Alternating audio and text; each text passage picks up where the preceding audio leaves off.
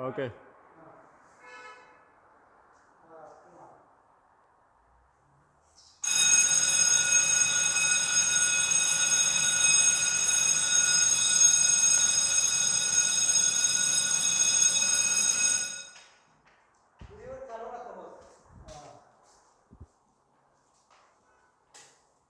ये अभी इनिवल में देना का, फिर साइलेंस, फिर रिसीव।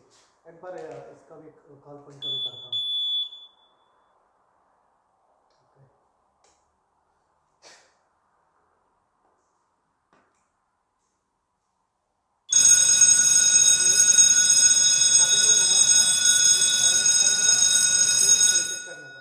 जब तक बीप साउंड नहीं आएगा तब तक इस चाबी को नीचे नहीं करने का। अभी एक बार रिसीव करना पड़ेगा, पहले इसका स्टिक करना पड़ेगा, चाबी को अंदर डाल लेना, बाद में इसको निकालना,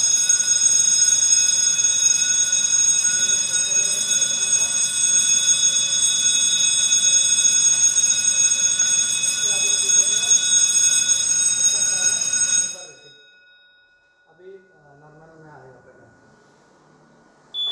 अब बीप साउंड आया, फिर इसको नीचे डालना है चाबी को, इतना है। अभी नॉर्मल है पहले।